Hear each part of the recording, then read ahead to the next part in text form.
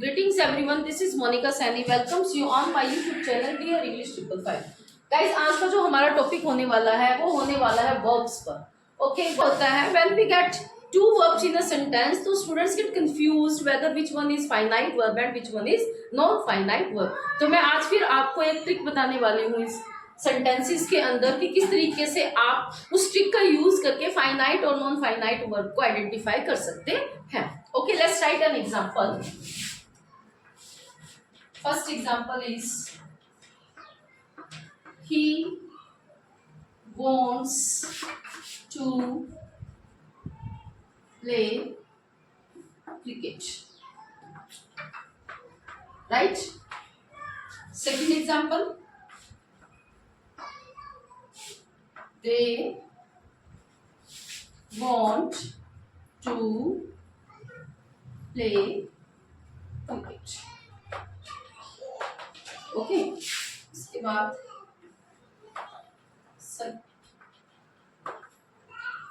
Rajni wanted to play cricket. Okay, मैंने 3 examples लिखे guys और तीनों ही एग्जांपल्स के अंदर मैंने सेम वर्ब ली है. ठीक है, सेम मैंने वर्ब ली है. मैंने जो चेंज किया है, चेंज इज दैट कि मैंने सब्जेक्ट चेंज किया है. ओके, और टेंस चेंज किया है. ठीक है, आप इन तीनों एग्जांपल्स को when you read all 3 examples you will find that कि इन तीनों सेंटेंसेस के अंदर what is common, to play to play to play. ठीक है, चाहे आपका जो सेंटेंस है वो सिंपल प्रेजेंट टेंस में है, यहाँ पर भी प्रेजेंट टेंस में है, यहाँ पर पास्ट में आ जाता है, फिर भी आपकी जो वर्ब टू प्ले है दैट रिमेन्स सेम. राइट, उसके बाद ये जो वर्ब है wants, want and wanted, ये चेंज हो रही है. ठीक है, जो चेंज हो रही है वो आपकी फाइनाइट वर्ब है और जो चेंज नहीं हो रही है that remains same, that is non finite verb. देखिए कैसे, कहने का मतलब क्या है, जिस वर्ब के ऊपर सेंटेंस के टेंस का.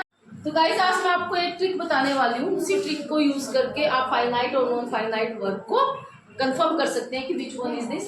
देखो, जो फाइनाइट वर्ब होती है, ठीक है, उसके ऊपर सेंटेंस के टेंस का फर्क भी पड़ता है और सब्जेक्ट के सिंगुलर या प्लूरल होने का भी फर्क पड़ता है.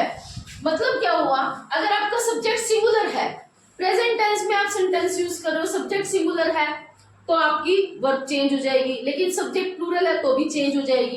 कैसे, जरा देखिए यहाँ पे ही वॉन्ट्स, ठीक है, to play cricket. Verb change कौन सी हुई है, they want to play cricket, Rajni wanted to play cricket. जहां जहां मैंने यहाँ पर इन दोनों सेंटेंस में मैंने टेंस चेंज रखा, लेकिन मैंने क्या कर दिया जी, सब्जेक्ट का नंबर चेंज कर दिया. यहाँ पर मैंने सिंगुलर सब्जेक्ट लिया, यहाँ पर मैंने दे लिख करके प्लूरल बना दिया इसको, तो आपका जो वर्ब है वो चेंज हो गया. प्रेजेंट टेंस यहाँ पे यूज है, प्रेजेंट टेंस यहाँ पे यूज है. ओके, लेकिन सब्जेक्ट सिंगुलर हो गया तो ये वॉन्ट्स बन गया, सब्जेक्ट प्लूरल आ गया तो ये वॉन्ट बन गया. और यहाँ पर मैंने फिर सब्जेक्ट सिंगुलर लिया है तो मैंने यहाँ पर सेंटेंस के टेंस को चेंज कर दिया, फिर इसका इफेक्ट इस पर आ गया वॉन्टेड पर. तो कहने का मतलब क्या है, जिस वर्ब पर सेंटेंस के टेंस के चेंज होने का इफेक्ट आता है या सब्जेक्ट के सिंगुलर या प्लूरल होने का इफेक्ट आता है वो आपकी फाइनाइट वर्ब आती है. और नॉन फाइनाइट का मतलब क्या है, जो वर्ब हर सिचुएशन में सेम रहती है. देखो, यहाँ पर सिंपल प्रेजेंट टेंस था, सब्जेक्ट सिंगुलर था, वॉन्ट्स का वॉन्ट्स बन गया, लेकिन टू प्ले रिमेन्स सेम. ठीक है, यहाँ पर आपका सिंपल प्रेजेंट टेंस था, सेकंड सेंटेंस में मैंने सब्जेक्ट को प्लूरल में चेंज कर दिया तो आपकी वर्ब में ऐसे एस निकल गया, वॉन्ट बन गया, लेकिन टू प्ले रिमेन सेम. उसके बाद मैंने सेंटेंस का टेंस चेंज कर दिया, पास्ट कर दिया. ठीक है, तो यहाँ पर फिर से आप देखो कि टू प्ले जो है वो हर सिचुएशन में, हर कंडीशन में सेम है. ठीक है, नॉन फाइनाइट का मतलब ही है नॉट चेंजेबल. ओके, नाम में ही रखा हुआ है नॉट चेंजेबल, जिसको आप चेंज नहीं करते हो, जो चेंज नहीं होती है दैट रिमेन सेम. ओके, वो आ गई आपकी नॉन फाइनाइट वर्ब. ओके, अब मैं आपको ट्रिक बताती हूँ. ट्रिक क्या होती है, जो एक तो नाम में ट्रिक आ गई, नॉन मतलब नॉट चेंजेबल, जो चेंज नहीं होती है. सेकेंड ट्रिक इसकी क्या है, जो वर्ब के बहुत क्लोज रहेगी. एग्जांपल मैं आपको देती हूँ। जो थोड़े से स्पूनी टाइप लोग होते हैं ना, स्पूनी इन द सेंस कि चमचे टाइप लोग होते हैं, वो बॉस के चारों तरफ घूमते रहेंगे, आसपास घूमते रहेंगे ताकि कोई और ना आ जाए, है ना। ये जो फाइनाइट वर्ब होती है ना, ये स्पूनी वर्ब होती है। स्पूनी मतलब क्या है, ये अपने बॉस, अपने सब्जेक्ट के आसपास घूमती रहेगी। और जो ये नॉन फाइनाइट है, ये तो बच्चे सेम है, इसको चेंज नहीं होना, इसको कोई फर्क नहीं पड़ता कि टेंस चेंज हो गया या सब्जेक्ट चेंज हो गया, सिंगुलर आ गया, प्लूरल आ गया, थर्ड पर्सन आ गया, फर्स्ट पर्सन आ गया, इसके ऊपर कोई फर्क नहीं पड़ता। तो ये अपना काम से काम रखती है, जहां पे इसको आप प्लेस दे देते हो वहीं पे रह जाती है। लेकिन ये जो फाइनाइट वर्ब है, ये अपने बॉस के मतलब अपने सब्जेक्ट के बिल्कुल पास रहती है। ठीक है, रीजन क्या है, जैसे ही बॉस चेंज होता है ये चेंज हो जाती है, जैसे ही सेंटेंस का टेंस चेंज होता है तो ये चेंज हो जाती है। तो बेसिकली मैंने आपको क्या बताया, दो ट्रिक में मैंने आपको बात बताई। एक तो नेम में ही लिखा है नॉन फाइनाइट, जो चेंज नहीं होती है, नो चेंज। ठीक है, मैं नो चेंज लिख देती हूँ यहाँ पे, राइट। ठीक है, सेकंड ट्रिक इसकी क्या है, जो नॉन फाइनाइट वर्ब होती है वो सब्जेक्ट से दूर रहती है, या फिर मैं ऐसे कहूं कि जो आपकी फाइनाइट वर्ब रहती है वो स्पूनी है। स्पूनी कैसे हुई, मतलब ये क्या रहती है, ये अपने सब्जेक्ट के बिल्कुल क्लोज रहती है, सब्जेक्ट के क्या रहती है, बिल्कुल क्लोज रहती है। तो ये फाइनाइट वर्ब है। और नॉन फाइनाइट वर्ब क्या है, वो दूर रहती है, अपना काम करती है, उसको कोई मतलब नहीं है बॉस क्या है, सिंगुलर है, प्लूरल है, सेंटेंस का टेंस कौन सा है, प्रेजेंट है, पास्ट है, फ्यूचर है, कोई फर्क नहीं पड़ता। ठीक है, तो ये तो आप आइडेंटिफाई कर सकते हो फाइनाइट और नॉन फाइनाइट वर्ब को। ओके, अब मैं आपको आगे करवाती हूँ फाइनाइट वर्ब की टाइप्स। ओके, देखो गाइस, फाइनाइट वर्ब की कोई टाइप नहीं होती है। मैंने आपको बताया कि वो बॉस के चारों तरफ रहती है, चेंज होती रहती है, तो उसकी कोई टाइप नहीं है। नॉन फाइनाइट वर्ब का मैंने यहाँ पर आपको एक ट्रायंगल बना के दिखा दिया है, एक ग्राफ बना करके दिखा दिया है। नॉन फाइनाइट वर्ब के 3 टाइप्स होते हैं जी, एक पार्टिसिपल्स, एक जीरंड एंड एक इंफिनिटिव्स। ओके, जैसे एक फादर के 3 बच्चे होते हैं, इसी तरीके से इसके भी 3 टाइप्स है। Again participles, gerund and infinitives. फिर पार्टिसिपल्स के फिर 3 टाइप्स होते हैं, like tense, present participle, past participle and perfect participle. अच्छा, कई बार बच्चे बोलते हैं कि फ्यूचर पार्टिसिपल, फ्यूचर पार्टिसिपल नहीं होता है, पार्टिसिपल होता है जी perfect participle, right.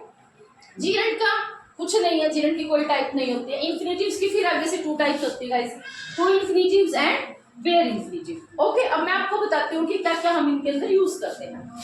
Present participle के अंदर जो यूज किया जाता है वो होता है जी V1 प्लस ING, वर्ब की first form plus ING। Past participle में हम यूज करते हैं V3 और परफेक्ट पार्टिसिपल में हम यूज करते हैं having plus V3, right. Gerund में हम यूज करते हैं guys V1 plus ING। Okay, to infinitive में हम यूज करते हैं 2 प्लस V1 और बेयर इंफिनिटिव में हम यूज करते हैं ओनली V1। फिर से देखिए जरा, प्रेजेंट पार्टिसिपल के अंदर V1 plus ING, past participle में V3, परफेक्ट पार्टिसिपल में हम यूज करते हैं हैविंग प्लस V3, जीरंड में यूज किया जाता है V1 प्लस ING, इंफिनिटिव्स में यूज किया जाता है 2 प्लस V1 एंड बेयर में किया जाता है जी V1। अच्छा, और तो कहीं कंफ्यूजन नहीं है। एक जगह कंफ्यूजन आती है कि प्रेजेंट पार्टिसिपल और जीरंड, इन दोनों के अंदर हम V1 प्लस ING का यूज करते हैं।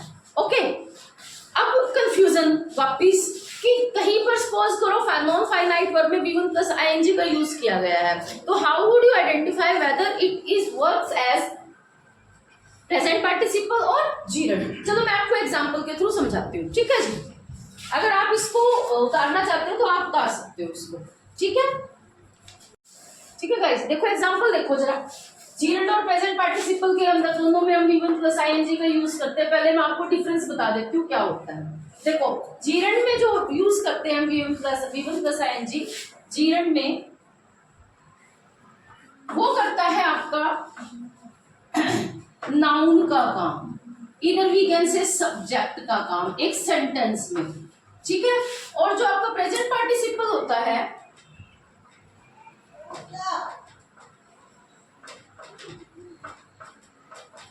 ठीक है, वो सेंटेंस के अंदर करता है एडजेक्टिव का काम। मतलब इसके तुरंत बाद आपको यू विल गेट नाउन, ठीक है। एडजेक्टिव का काम करता है प्रेजेंट पार्टिसिपल और नाउन और सब्जेक्ट का काम करता है। एग्जाम्पल देखो, एग्जाम्पल पे आओ सीधा।